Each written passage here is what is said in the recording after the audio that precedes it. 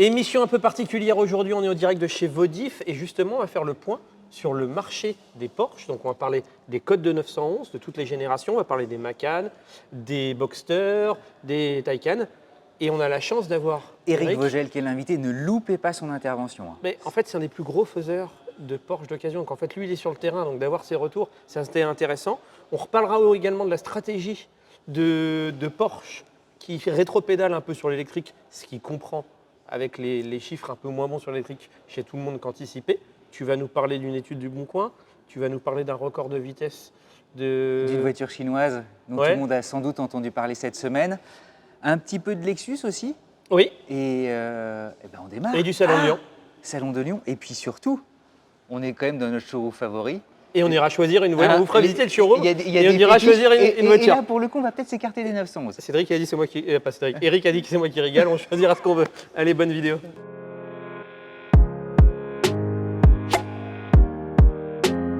Émission un peu particulière aujourd'hui parce qu'on a la chance d'avoir Éric Vogel qui est en plus personne. Ouais, t'es un des plus gros faiseurs de Porsche en France. En étant très humble, c'est juste des chiffres. C'est une vérité de marché. Oui, c'est des chiffres, mais bon, vous avez vu le stock qu'on a dans le showroom, donc forcément ça représente un grand pourcentage. Et on a en 911, en Porsche, là aujourd'hui, je pense qu'on a une cinquantaine de véhicules dans le showroom. En gros, tu existes depuis 27 ans, tu fais plus de 1000 voitures. 29. 29 ans. Tu fais plus de, Bientôt les 30. de 1000 voitures par an, beaucoup de Porsche. Pourquoi on t'a fait venir? On veut voir comment évolue le marché des Porsche 911 d'occasion. Dans cette vidéo, on parlera des Porsche 911 d'occasion, toutes les générations. On parlera aussi également des Taycan, des Boxster, des Cayman, des Cayenne, etc. On en passe une revue. Première question, les 911, 997, ça se positionne comment? Le marché se tient, le marché monte. Aujourd'hui, le marché est haut. On a un véhicule en Black Edition en stock. Une voiture qui normalement est placée sur le marché, mais la fourchette est tellement haute qu'on a quand même du mal à les vendre. Et surtout, on ne les trouve pas. On ne les trouve pas à des prix cohérents par rapport à des prix qu'on a eus il y a 3 ou 4 ans. Donc, on a très peu de véhicules en 997 en stock. 997, c'est clair. 991. Idem, les phases 1 qui valaient 80-85 000 euros il y a 3-4 ans, les Atmos, aujourd'hui en 4S, tu les as à 95, 100 000. Est-ce que c'est une bulle? Comme on travaille toujours en confiance avec nos clients, est-ce qu'on essaye de leur vendre ce type de produit et est-ce que le marché va encore monter? Pareil, on a des véhicules, mais on n'est pas vraiment sur ce créneau-là parce que on a le cul entre deux chaises. Est-ce qu'on prend, on ne prend pas parce que le marché est très haut. Très haut. Ce qu'il faut rappeler pour ceux qui ne connaissent pas, c'est que la 991 phase 1, c'est le dernier moteur Atmo. C'est le dernier avant Atmo, le passage au turbo. Il y a beaucoup de puristes qui oui. disent je vais absolument rester là-dessus, qui créent une bulle selon toi. Ça vaut 20 000 euros plus cher qu'il y a 3-4 ans. Et 992. Il y a les phases 2 avant 992. Ouais, les phases 2, pardon, c'est vrai. Les phases 2 se maintiennent. Après, les gens ne sont pas forcément, même sur l'Atmo, ils ne nous demandent pas forcément l'Atmo, ils souhaitent quand même peut-être un véhicule plus récent, donc ils sont plus souvent sur les 991 phase 2. On est sur des budgets entre 100 et 120 KE, 120 120 000 euros sur les donc phases 2. Hausse quand même qui se maintient. Mais les prix se maintiennent sur les phases 2. C'est des produits qu'on vend très très bien. Est-ce que tu vois, pour celui qui veut acheter par exemple, se faire plaisir avec une 911 et acheter un produit qui va décoter un peu moins qu'une autre, est-ce qu'il y a des versions qui décotent moins que d'autres? Est-ce qu'il faut prendre une Sport? Est-ce qu'il faut prendre une S, une 4S, une GTS, une Turbo, une Turbo S ou une GT3? Les définitions les plus rares, généralement, sont celles qui ont le plus d'espoir de tenir la cote. Surtout, la base, c'est la traçabilité du véhicule et c'est le niveau d'équipement. Ça, c'est vraiment un coupé. Par exemple, il faut un toit vitré, il faut un échappement sport, pack chrono si vous prenez une 4S. Si vous prenez une 4S, les 4S tiennent très très bien la cote. Quand je vois les 991 GT3 Touring, on en avait énormément il y a 3-4 ans qu'on a vendu à 160 000 euros. Aujourd'hui, super investissement. Aujourd'hui, ça vaut 180 185 000. Les 991 Turbo S tiennent très très bien la cote également. Donc c'est sur ces modèles-là qu'il faut aller. 991 GT3, aujourd'hui, évidemment, elles sont quasiment hors de prix parce qu'elles sont montées à plus de 180 000 euros. Un 991 Turbo, 991 Turbo S, c'est des véhicules qu'on vend très très bien. D'accord. Mais toujours avec cette traçabilité, évidemment, avec un suivi incarné Porsche. Je m'éloigne un peu des questions de la cote. Les gens qui ne connaissent pas encore l'univers bien Porsche et qui hésitent à en acheter une, un entretien chez toi, Oui. ça coûte quoi à peu près que les gens aient des repères sur une 991, sur une 992, sachant que chez Porsche, pour t'aider un peu dans la réponse, tu as 2 révisions, il me semble. Oui, la petite Tu et as la la grande. petite et la grande, Oui. et c'est tous les 2 ans. Oui. C'est comme les avions. Tu comptes à peu près entre 800 et 1000 euros pour la petite et tu comptes à peu près entre 1500 et 1800 pour la grande. Tu sais que c'est... S'il n'y a pas de disque, plaquettes, etc. à prévoir. Oui, la révision bien sûr. classique. Oui. Tarif conséquent, mais qui parfois peut être encore plus élevé chez certains. Alors, moi, pour faire... maintenant, j'ai arrêté, je viens chez toi. Mais Merci. avant, j'allais dans... Il va l'expliquer. J'allais dans un centre. Moi, j'ai payé pour une révision du 991 phase 2 GTS avec rien en plus à faire, 2500 euros. Et là, tu vois, c'est les prix. C'est là où je me suis dit, ça devient quand même un peu parce que Décorer les coûts. 2 ans avant, je ne sais pas ce que je payais du tout. 4 ans avant, c'est pas du tout ce que je payais. Mais c'est bien parce on parle assez peu des prix des révisions pour les gens et ça les aide à se situer. On gère bien évidemment tout l'entretien et on a tout sur place, comme vous avez pu, on a un atelier de 2000 m² et on gère tous les entretiens par la suite parce qu'encore beaucoup de gens ne savent pas que Vodif fait de l'entretien et s'occupe du SAV. On sous-traite quasiment plus rien. Tout est fait en interne à Même 100%, carrosserie, etc. Une des plus belles carrosseries de France. Tout est sur place. Ouais, j'ai une question d'ordre général. La 911 dans le marché automobile, Oui. tu as l'impression que c'est la Rolex, Oui. tu sais, de la catégorie en fait. Et que ça monte quoi qu'il arrive, même celles qui sont parfois moins aimées. Il y a des Ouais. générations qui... La 996, Voilà, qui valait, t'en avais à 20 000, 25 000. Voilà, et qui C'est- qui redécolle. C'est quoi, toi qui es au cœur du réacteur, tu dis, c'est quoi le secret du 911 pour justement tenir comme ça aussi longtemps? J'ai l'exemple là, il y a moins d'une heure. Hein. Je viens de faire une vente, je crois que vous avez assisté à la vente d'un 991 4S. Le client avait un Cayman. Et il m'a dit, j'ai démarré avec un Boxster, j'ai démarré avec un Cayman, la personne que vous voulez, mais le Graal pour moi, c'est un 992 4S. Ah ouais, c'est le J'ai rêve mis absolu. tous mes économies de côté pour avoir ça, et c'est le Graal. Donc ça fait rêver les gens. Les gens, ils sont d'abord passés par un Boxster, par un Cayman, des budgets moindres, mais le Graal, pour eux, évidemment, c'est la 911. Mais ça fait 30 ans que c'est comme ça. Moi, quand j'ai démarré, c'était les 964, 3 litres 3, 3 litres 6. Qui était spectaculaire. Et déjà là, ça faisait rêver, bien évidemment. Tu me pardonnes, on est assis derrière, je pense. Oui, la Ce qu'il classique. y a de plus beau pour moi ces 10 dernières années. Quand on a beaucoup d'argent, allez, imaginons, Oui. croisons les doigts, tu conseilles de t'offrir une 911 Sport classique, de la mettre sous une sorte de time capsule. Et tu encore enlèves une fois, la l'oxygène et preuve tu en la est, ressors dans 30 ans. c'est qu'on l'a vendu et j'ai dit à mon client, il cherchait un véhicule pour investir, comme investissement. Je lui ai dit, écoute, prends la classique, c'est une voiture qui dans 5-10 ans va forcément prendre de la valeur comme toutes les classiques ont pris de la valeur. Et on la livre samedi matin. Le client, il suit mon raisonnement. Bon, en croisant les doigts qu'elle va monter, mais moi-même, j'ai investi dans ce véhicule-là, donc Oui, donc forcément, a priori, je peux que y croire. Voilà. Cédric, il y avait une question sur 992 parce qu'il y a la phase 2 qui est sortie. Oui. Est-ce que ça a eu un impact sur les Ouais, phases donc 1? les plus récentes, comment elles se comportent? J'ai l'impression qu'on en parle peu de la phase Non, 2. pour le moment, la phase 2, j'ai quasiment aucune demande. Encore hier, j'ai eu un client sur Paris, un client historique, qui m'a fait une demande d'un 9. Il a déjà un 992 de 2019 et il voulait un véhicule plus récent. Et j'ai essayé de l'orienter sur la phase 2. Ouais. Il m'a dit non, en aucun cas, je préfère plutôt un 2022-2023 en GTS Targa, par exemple, Ok. avec une carte grise de 30 000 euros. Aujourd'hui, le problème des phases 2, c'est évidemment le coût de la carte grise, parce que c'est 20% du prix du véhicule. Donc aujourd'hui, immatriculer un 992, c'est 75 000 euros de carte grise en véhicule neuf. Donc forcément, les gens sont réticents aujourd'hui. Pour que les gens aient des repères, la vente de voitures neuves. Les stats, vous les avez. Hein. Porsche, c'est 6500 voitures en France par an. La 911, ça fait que baisser d'année en année. En raison d'une fiscalité. Pas qui est- parce que la voiture déplaît, à cause de la fiscalité. C'est-à-dire que les ventes de voitures neuves de 911, c'est quelques centaines par an. C'est moins de 500, je pense. Et surtout qu'aujourd'hui, on a forcément plus de gens qui demandent la 911 qu'il y a 20 ans. Aujourd'hui, on a 5 fois. Parce que c'est une sorte de refuge, quoi, aussi, tu sais. Exactement. Et donc, normalement, ils devraient vendre beaucoup plus de voitures neuves parce Ouais. qu'on a beaucoup plus de demandes. Mais les gens viennent La sur le fiscalité. marché de l'occasion en raison de la fiscalité. Donc, autant pour nous. Oui, ça fait tes affaires. On a fait le tour des 911. On parle un peu moins des modèles qui sont le Boxster et le Cayman. Comment ça se comporte? Le marché se comporte bien. C'est des gros volumes? C'est des petits volumes. Nous, on est plutôt sur de la 911 parce qu'on est plus dans les budgets moyens entre 85 000 euros et 300 400 000 euros. On est plus sur ce créneau-là. Mais le Boxster, quand on a un véhicule en stock, on a 20 à 25 jours de moyenne de stock. Ce qui est beaucoup, oui, ce qui les est gens ne très se peu. rendent pas compte de ça. Non, ce qui est très plutôt peu. dynamique, ouais. Ce qui est très très peu. Il faut savoir que le stock moyen chez un concessionnaire de notre gamme, 60. on est plus entre 45 et 60 jours. Ok. Nous, on est sur du 911, on est en moyenne à 33 jours de stock. Ce qui veut dire que normalement, nos prix sont bons et qu'on achète bien les véhicules et qu'on a les bons fluide. équipements. Donc c'est fluide avec l'expérience qu'on a. De mémoire, dans la gamme Boxster Cayman, tu as les 980 qui étaient des moteurs Atmo.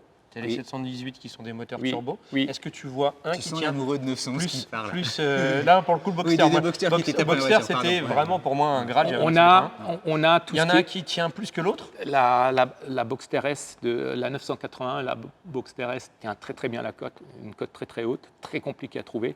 Et après, Et ça, Boxster, tu penses que ça va tenir? ça tient, ça Ok. va tenir bien sûr. Et la GTS, Ok. Cayman GTS 718, Cayman GTS 718, Boxster GTS 980, Boxster GTS tient extrêmement la cote. En Atmo, la Boxster S et la GTS tiennent très très bien la cote. En 718, beaucoup de demandes sur la GTS. On finit notre panorama de la gamme Porsche. Et d'ailleurs, après, on aura des petites actualités autour de Porsche. Macan. Macan électrique est sorti. Oui, Première question, est-ce que tu as des demandes? non. Bon. Bah, ça va vite. Voilà, ça va vite. On n'a pas comme on veut qu'on aille vite, au moins c'est fait. Est-ce que tu as des demandes pour les thermiques Et les alors thermiques, ils se comportent comment? Ah, mais les thermiques, comme vous pouvez le constater, là, il y en a 6 ou 7 une à côté de l'autre, la moitié est C'était vendue. cheap, hein. Ouais. Et on est toujours sur cette. Là, t'es à Pour flux vous tendu, dire, quasiment. on est même en train de. Là, on vient de prendre du Macan diesel en stock. Du Macan À tel diesel. point qu'il y a de la demande. Oui, et les Macan diesel, les derniers ont été fabriqués en 2018. Et des Macan diesel, aujourd'hui, avec 50-60 000 km bien équipés, se vendent tout aussi bien qu'un véhicule essence thermique. Parce que les gens c'est sont passionnant. demandeurs. Et ça, tu C'est- penses que c'est les ça gens tient qui la sont cote pour demandeurs. le moment? Ça va tenir la cote? Ben, ça n'arrête pas de monter. Ça n'arrête pas de monter. Ok. C'est un Macan C'est diesel ton aujourd'hui, constat, ouais. c'est ahurissant. C'est-à-dire, tu te dis jusqu'à où ça va aller. On va finir avec mes deux dernières questions et après on va passer en revue le reste de l'actualité. C'est les Cayenne, ça se comporte comment? C'est souvent un peu plus dur, j'ai l'impression, à vendre qu'un Macan, je ne me rends pas compte, tu vas nous dire. T'as Et les failli Taycan repartir avec électriques. un Cayenne un jour. Ouais. Et les Taycan électriques, donc les Cayenne, on a des demandes, En PHEV, on les vend bien, forcément les hybrides. On Ok. a de temps en temps une version thermique qu'on nous demande, mais sur du produit de 2019-2020, encore un problème de fiscalité malheureusement. Mais les Cayenne, on les vend bien, c'est souvent sur les entreprises, ils peuvent défiscaliser. Ok. Donc voiture évidemment de tous les jours, mais Cayenne coupé, les nouvelles phases où il y a quand même une autonomie plus sympa. Ils sont chouettes, ouais. Hein, Puis le véhicule est joli, en plus, ouais. et il est joli, il est très joli, donc on a une forte demande là-dessus, Cayenne coupé, et la version normale en 470 chevaux, en 520 chevaux, et même en 740, on a vendu quelques turbos en GT. Et puis il y a un modèle qui est là. Ça, Le Taycan. ça prend des claques, ça? Non, les Taycan, on les vend. On a de la demande pour les Taycan. Après, c'est un problème de prix. Chez nous, quand tu Donc vas... ça trouve preneur. Mais Encore une fois, on essaye de travailler sur la décote, même si ça... là, par exemple, le Taycan GTS, 175 000 de valeur à neuf de tête. La voiture a moins de 20 000 km, on est à 99 000 euros. Ouais, donc ça prend moins 50% en 2 ans. on avait du Turbo S de 118 000 valeur à neuf, 15 000 km, on est à moins de 100 000 euros. Ces produits, on les vend. cotes. Ces produits, normalement, on devrait être capable de pouvoir les reprendre quand même relativement facilement par la suite. Tout est un problème de décote. Voilà, c'est notre Pas métier. pour une Porsche, c'est quand même une grosse décote. C'est Porsche une grosse n'est pas décote. habitué à avoir des décotes comme ça. Ben, ça va avec le marché on vient de aujourd'hui de parler des l'électrique. 911 qui ne font que décoller. Oui. Là, Mais on voit bien aujourd'hui qu'ils essayent de remettre 2035 en question sur les voitures thermiques. Les gens sont demandeurs du thermique. Chez nous, ils sont demandeurs. Ils ne veulent pas de l'électrique. Toi, le retour terrain, c'est qu'il n'y a pas de demande électrique. Pour nous, non. Notre clientèle, ça représente peut-être, aujourd'hui, le marché de l'électrique n'arrête pas de chuter, il me semble, sur le premium. Et nous, nos clients, ça doit représenter moins de 10% de nos clients qui nous demandent de l'électrique. Alors, juste pour mettre le marché ne chute pas sur l'électrique, c'est plus surtout qu'il n'atteint pas les chiffres que tout le monde pensait que ça allait atteindre, de façon très éloignée. C'est surtout ça le problème. On va continuer notre petite actualité. Justement, on va parler du passage à l'électrique de Porsche. Merci beaucoup, Eric. Merci à vous. C'était un plaisir de t'avoir. C'est toujours très éclairant, en fait. Toujours pour rester dans l'actualité de Porsche, ça tombe bien qu'on ait les retours de terrain d'Eric, parce qu'on va pouvoir enchaîner sur Porsche revoit un peu sa stratégie. Il ne faut pas tirer à boulet rouge, parce que très honnêtement, ça s'entend. Tous les constructeurs ont été pleines balles sur l'électrique. J'ai pas d'avis sur est-ce que l'électrique c'est la solution, c'est pas mon débat. Mais sauf que dans les chiffres. En tout cas, Porsche revoit ses positions. Exactement. En fait, les chiffres de l'électrique ne sont pas aussi forts que ce que tout le monde anticipait. Donc tu es obligé de t'adapter. Et cette adaptation n'est pas sans conséquence. Donc Porsche est en train de revoir sa copie, en fait. Son plan produit. Et aussi, mine de rien, Porsche est dans le dur. Parce que Porsche, il cumule. En fait, toutes les marques comme marque allemande premium étaient très fortes en Chine. La Chine est, mine de rien, en train de pousser énormément les voitures européennes dehors au profit de leurs voitures. Et eux ont fermé leur supermarché aux étrangers. Et comme l'électrique poussait énormément au profit de leur propre marque. Donc déjà, quand ça représente 35% de tes ventes, ce qui est à peu près le cas chez Porsche, de Est-ce que mémoire. tu peux me permettre une correction? Fermer, c'est une sorte de maladresse de langage. En fait, les ventes oui, tout à fait. des marques étrangères ont baissé, voire au profit des marques drastiquement chuté, au profit des marques domestiques, mais pas simplement parce qu'on leur a mis des bâtons dans les roues, c'est simplement que le consommateur chinois s'est dit « mais en fait, nos produits sont presque de meilleure qualité que ceux des Européens ». Donc du coup, un de tes principaux marchés est en forte baisse, la Chine. Un de tes deuxième autre principal marché, l'Amérique du Nord, qui est les États-Unis avec les droits de douane, bah, ça t'embête. Et dans les autres marchés, tu avais misé énormément sur l'électrique, parce que aussi, on t'avait poussé à miser sur l'électrique de par la réglementation, et les chiffres qui étaient prévus ne sont pas là. Donc tu es obligé de revoir ta copie. Déjà, Porsche avait prévu en 2025 de fait 7% de marge brute sur son chiffre d'affaires, ce qui, historiquement, pour Porsche, est très faible. C'est-à-dire que 7% pour Porsche, c'est très faible. Ça a toujours été un très très bon élève, oui, quel que soit le type d'industrie, avec du résultat net après impôt qui était toujours très solide, notamment dans l'industrie. Et là, c'était même un exemple, quel que soit, même en dehors de l'automobile. À citer dans les universités. Exactement, c'était un cas d'école. Et là, ils ont annoncé 7%, ce qui est déjà un chiffre bas. Et là, ils ont revu leur copie en disant on ne fera que 2%. Pourquoi? Parce qu'ils ont provisionné quasiment 3 milliards dans les chiffres, parce qu'ils ont dû revoir leur plan produit. De revoir le plan produit, ça leur coûte 1,8 milliard. Revoir le plan produit, ça veut dire quoi? Ça veut dire qu'ils avaient prévu un SUV plus grand que le Cayenne, donc un SUV 7 places, qui était censé être 100% électrique. Ça, c'est fini. A priori. Qui était destiné à la Chine, en fait, mais comme le marché chinois, on vient de le dire. A priori, ils le conservent, mais ils passent plus de 100% électrique. Ils passent au thermique. Au thermique, ça veut dire thermique et PHEV. Donc, à électrifier, si tu veux. Le Boxster et le Cayman, qui était censé arriver en 100% électrique, là aussi, ils rétropédalent un peu et ils sont en train de regarder pour conserver des versions thermiques. Le Macan, qui venait d'être lancé. D'ailleurs, il y avait eu j'ai l'impression que c'est un peu plus dur maintenant, mais à ce lancement, c'était plutôt pas mauvais. Et nous, on l'a apprécié, hein, on trouve chouette. Hein. Qui a été lancé en 100% électrique. Eric nous a dit que les gens réclament du thermique. Qui a été lancé en 100% électrique. Et bien là, ils vont probablement lancer. Alors, ce ne sera pas tout à fait le Macan, mais ils vont lancer un équivalent en thermique. Donc, thermique, ça veut dire à nouveau PHEV ou thermique. En tout cas, électrifié. Sur base de Audi Q5, parce qu'ils partagent souvent les mêmes plateformes. Les plateformes et des véhicules qui devaient un peu disparaître, type Cayenne, type Panamera, qui devaient au moins disparaître en thermique, a priori resteraient. En tout cas, c'est la pagaille. Hein. Ils ont perdu 2 gros clients sur 3 là, en fait. C'est dur, hein. Pour le coup, c'est pour ça que moi j'essaye de pas. Rendez-vous compte quand vous avez la réglementation qui vous pousse à aller dans une direction et qu'en même temps vous avez vos 2 principaux marchés qui dévissent.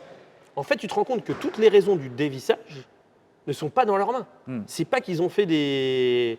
C'est compliqué quand il y a aussi des pas. Alors après, pardon de digresser, mais sur l'électrique, si tu veux, les Chinois sont très forts en termes d'autonomie, on sait que ça se joue là-dessus. Et eux ont dévissé en Chine quand ils arrivaient avec un Taycan qui proposait Un peu moins que ce que proposent les concurrents chinois. Pour 3 fois plus cher. Tu vois, c'est pas grave, les Chinois n'ont pas notre notoriété et tout ça. Sauf qu'à un moment, c'est comme les téléphones. Bah, tu te dis, attends, je vais regarder, je peux avoir quelque chose de plus chouette pour moins cher. Je finis juste avec une dernière phrase. Le PDG Oliver Bloom, je cite, Nous devons nous adapter aux nouvelles réalités du marché. Tu vois, c'est comme une phrase assez lourde de... Pour un des principaux acteurs et qui est normalement un seigneur de l'industrie, tu sens qu'il y a tout à coup une fragilité qui est là. En parlant de la Chine, BYD avec la XU9, on a toujours du mal avec le nom de leur modèle, mais on s'y fera sans doute. C'est pas la sucette, c'est la suivante. Vient de battre un record. Je confonds avec Xiaomi. Avec Xiaomi. Vient de battre un record absolu de vitesse sur route, 3000 chevaux. 496 km/h. Je pense qu'ils ont croisé les doigts pour essayer d'atteindre 500. 496,22. Mais bon, les 500 sont justement à une portée de main, mais quel incroyable... Enfin, c'est une façon de te projeter d'une puissance pour l'imaginaire collectif. On est environné de Porsche. On aurait attendu que l'industrie européenne en soit capable. Tu sais qui était le précédent détenteur du record ? Tu sais ou pas ? Non, vas-y. Bugatti Chiron avec 490 km/h. 490,48. Et qui était en thermique. Exactement. Donc tu te rends compte, l'histoire en ce moment, elle bouge à une vitesse formidable. Et quand je lisais les commentaires et les analystes, les Chinois disent vous allez voir ce que vous allez voir. On n'est qu'au début de l'histoire. BYD, premier constructeur au monde de voitures... Et 100% électrique. Ouais. Et ils connaissent les batteries et on ne parle pas des batteries solides qui vont arriver avec 1500 km d'autonomie. Enfin bref, on ne cesse de le répéter ici, le train est en marche, eux, ils se foutent de notre conversation. Tu vois, ils avancent. D'autres petites choses ou pas ? Vas-y, moi comme j'ai beaucoup parlé, je te laisse un petit peu. On a parlé avec Eric justement du marché de la Porsche 911.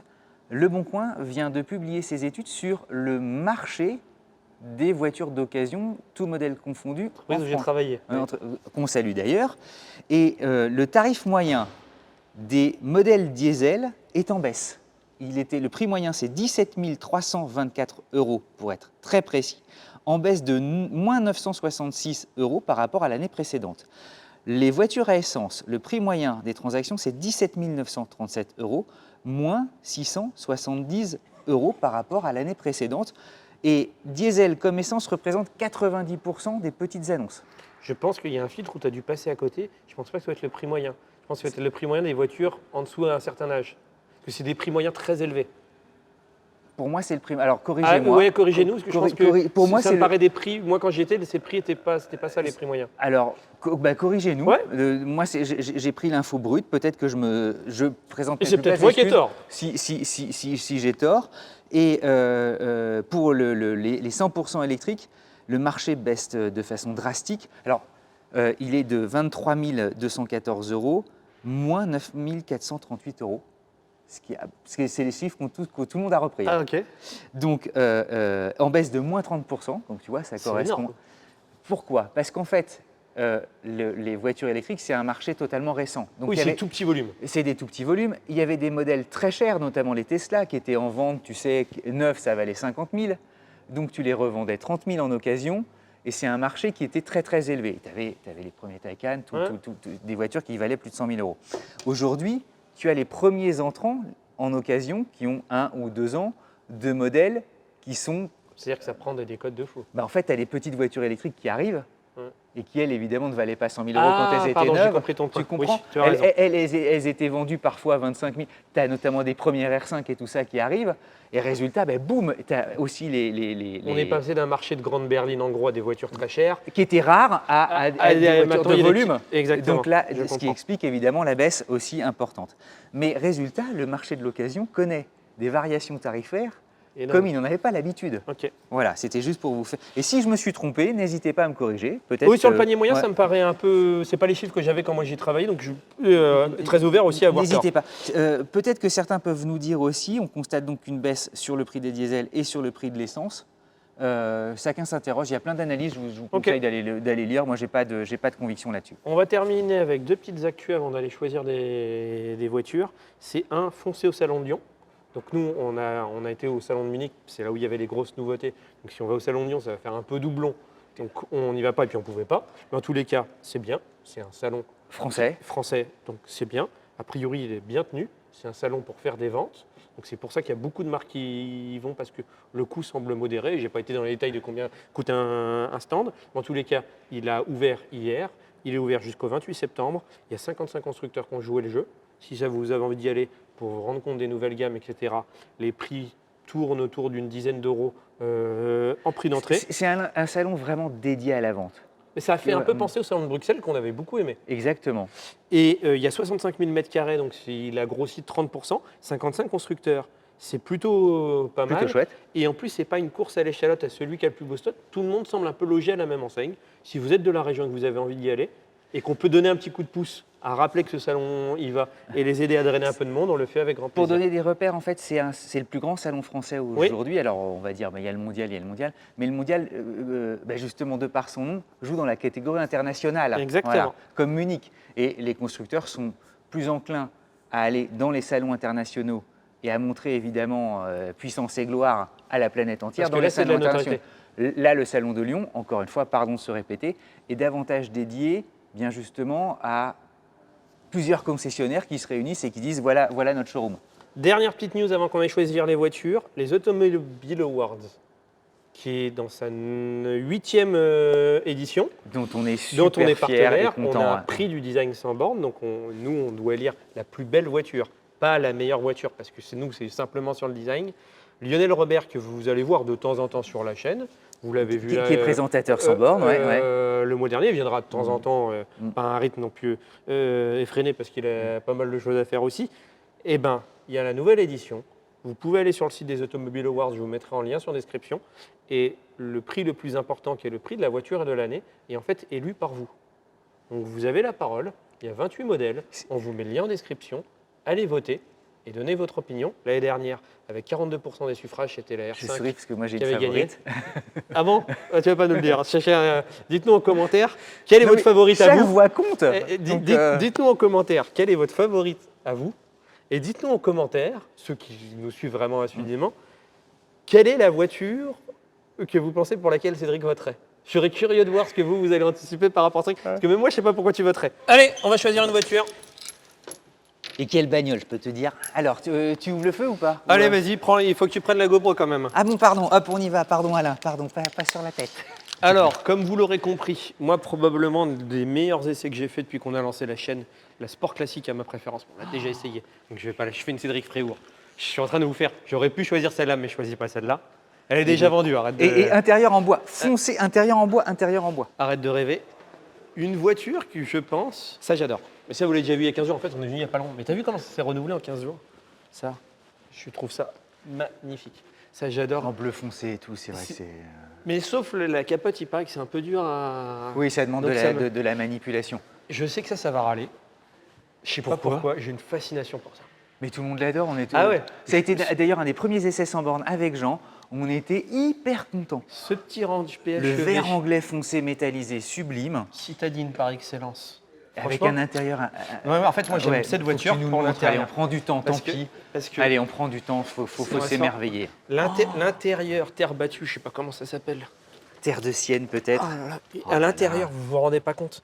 Mais moi en fait, à l'intérieur, je pourrais descendre dans le garage et écouter un peu de... Bonjour Vincent, ça y est, tu l'avais configuré. Juste écouter un peu de musique. C'est-à-dire qu'honnêtement, t'es tellement bien. 72%, 61 km d'autonomie, ça veut dire que tu as quasiment je me rappelle plus aux frontières du 90. C'est joli, hein? Et on l'avait conduit, moi, dans Paris, j'avais peur qu'elle soit trop grosse. Et je crois que de mémoire, on avait un modèle avec les roues arrière directrices. Il faut filer super. Alain, il est en train de nous dire qu'il part avec. Non, mais j'adore. Mais c'est magnifique. L'intérieur, c'est d'un confort. Et alors, attends, parce que derrière, c'est l'ambiance limousine et contrastée. Et je ne sais pas si tu as vu, donc coloris différents. Ah, j'avais pas vu. C'est phénoménal. Non, mais c'est un théâtre, c'est spectaculaire. Ah, j'avais pas vu que l'arrière était différent. Le mélange tissu-cuir, je trouve. Évidemment, tu es avec des sièges. Mais là, regarde, c'est le Transat. Ah, non, ce soit les sièges, tu as vu comme il a incliné? C'est extraordinaire. Bon, ça vaut quand même 200 000 €. Ceux qui ont envie, je crois qu'elle n'est pas vendue. Non, mais quel raffinement, quel objet. Il n'y a pas de débat. Alors, ensuite, j'aurais pu choisir celle-là. Je fais encore une Cédric Fréor. D'accord. Je vais t'emmener vers Mais non. mon Graal à moi. J'entends Alain me dire ne tiens pas la GoPro côté fenêtre. Voilà. Donc je change de Je main. vais me mettre à côté de toi. Voilà, hop. Ce qui est assez rare en plus chez Vodif, parce qu'il y a tout, vous pouvez voir. Tu as des Audi coupés qu'on verra bientôt très, très très beau souvenir. l'essai. Z4 qui est dans un état exceptionnel, qui est vendu, mais qui est magnifique. Peut-être que le marché du Z4 nous doit beaucoup. Ouais. Hein, parce que Je sais pas pourquoi, j'adore ça. c'est parce qu'elle a un côté Fast and Furious. C'est un chouille trop voyant pour moi, donc je me contenterai peut-être d'une 440i, qui a un moteur quasiment similaire. Qui est plus élégante, je trouve. Oui. Il y a... Mais je rêve de cette génération de série Mais 4. tu la prendras en blanc. Non, le blanc, c'est pas mon truc. Le volant, ce volant-là, il est. Mais elle est pas moche en blanc il est sur cette. magnifique ce volant. Ah oui, mais l'intérieur, Ah là là, pour moi, on doit s'arrêter là dans l'automobile. C'est tu super bien. touches plus rien. Ouais. Mais une 440i. Allez, ceux qui ont une Ah, moi, je 440i rêverais. de C'est mon cette rêve. génération. C'est mon rêve de voiture, une 440i Oh à là là, l'intérieur c'est- marron. c'est vrai que machin. c'est très, très beau. Super. Superbe design. Cédric Fréour, tu choisis quoi? Alors. Parce qu'elle va nous engueuler parce qu'on est trop long. Je vais vous prendre une. On va rester chez BM. Parce que. Toi, une BM?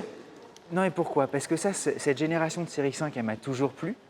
Les série 5 break, je sais pas, il y a un côté, moi, qui me. Justement, très original. Ça me plaît, c'est une 530e. Et alors, quel est le prix de. Pour 39 000 €, tu as une voiture qui a 50 000 km. 530e, c'est 292 chevaux, c'est suffisant. Hormis des jantes, les jantes sont un peu sages. Tu Mais comprends sinon, pourquoi? C'est pas mal. Ouais, c'est un bon Donc, rapport tu as une qualité-prix. très belle bagnole. Pour le prix, à 38 000 €, vous y regardez ce que tu as en neuf. Tu as parfois que des berlines compactes. Et encore Ouais. qu'avec 150 chevaux. Et je trouve cette génération, même si la nouvelle n'est pas moche, mais je trouve cette génération beaucoup plus réussie. Celle-ci, elle est plus chouette, ouais. C'est ton choix? Ah, moi, Ou, c'est mon choix. Et j'ai une dernière, on va. Comme moi, tu as C'est- plusieurs choix. C'est celle de Cyriac. Cyriac, c'est Cyriac Vogel, le fils d'Éric. Ouais. Et c'est en partie grâce à lui, si tu t'es intéressé au Classe G, J'avais des forts C'est- a priori sur le clavier. ses yeux tout ronds, son physique de voiture comme les dessinent les enfants, ça a 50 ans, enfin la silhouette a 50 ans. Et nous, on est parti l'essayer. Et moi, j'avais des a priori négatifs, n'ayons pas peur de le dire. Et j'ai compris Et en t'as été l'essayant conquis. la Ouais. philosophie de ce véhicule. Et chez Vodif, ils n'en ont pas qu'un, ils en ont deux pour le moment. Ouais. Ils en vendent plusieurs. C'est dingue comme objet. C'est dingue et fascinant. G63, 585 chevaux, 4,87 m de c'est mi-gros, mi-pas gros, c'est beaucoup plus petit que le Range Rover qu'on a vu. C'est des véhicules militaires, donc c'est un utilitaire et dans lequel ils ont tout mis. Et c'est nous, parfois, on va le dire, on a 2 mètres de haut. on a eu un peu les boules. Ouais. Hein, parce que ça pèse lourd, 2 tonnes 6. ça bosse fort, ça freine aussi un peu fort. Et on a, voilà, c'est un essai incroyable. La bise à mamie, vendredi, ce que vous allez retrouver sur la chaîne, un véhicule qui n'a rien à voir avec les véhicules qui est ici, mais mine de rien, la voiture électrique la plus vendue en Europe durant l'été, il me semble. Exactement. Skoda Elroq. Et c'est un petit commentaire de soutien. Et chouette rencontre en fait. Ouais. On comprend mieux son positionnement On était passé un peu à côté. à côté, mais ça arrive, on a trop d'émissions en fait. À très vite.